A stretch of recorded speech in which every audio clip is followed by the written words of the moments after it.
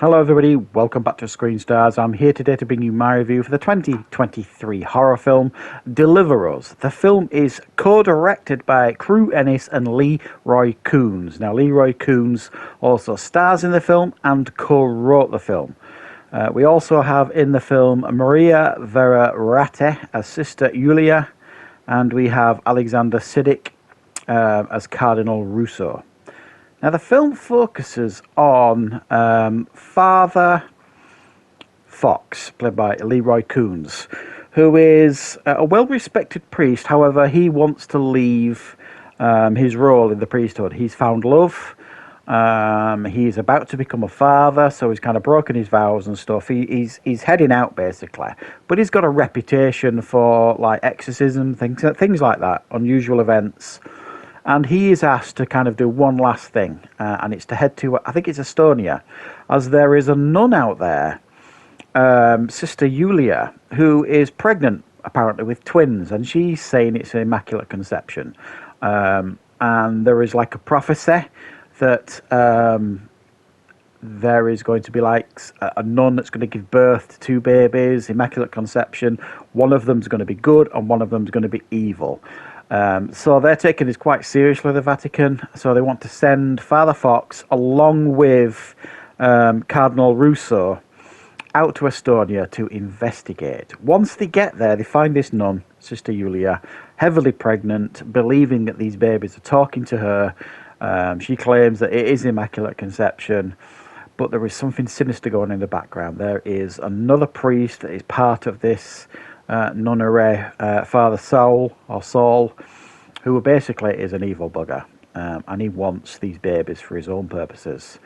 They escape from Estonia with Father Fox and Cardinal Russo with the babies, and they try and raise the babies out in the middle of nowhere. However, this makes it very difficult, as there are many people chasing down these babies, and it becomes very, very clear that there is something very, very strange going on with these babies, and they may indeed actually be the Messiah and the devil. Right, what are my thoughts on Deliver Us?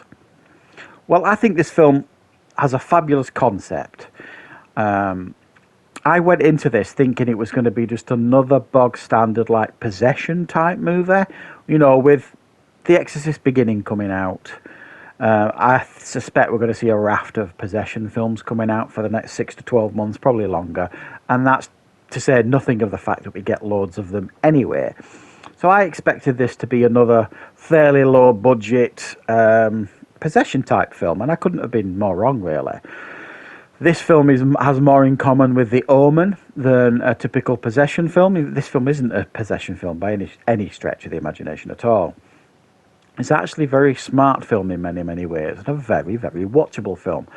This film really surprised me. I think there are some people that will watch this that will find maybe the film drags a little bit. It's a bit of a slog at times, this film, but I don't mind that in films. If the writing's good and I'm interested in the characters and the situation that they're in, I can be a patient film watcher, and I do think all those things were present here. I do think this film was decently written. I mean, it starts off very, very. It grabs your attention quick, this film, because there is. Well, I don't want to spoil it, but there's a pretty gruesome early scene with beheadings and skin peeling and all this kind of stuff, and you're kind of like, oh, this is what we're going to get then, is it? And then I thought when they got to Estonia and they started investigating the pregnancy and etc., it was all going to be based at this like nunnery, and it was all going to get a bit a cross between The Exorcist and one of the nun movies. And no, it's not what happened at all.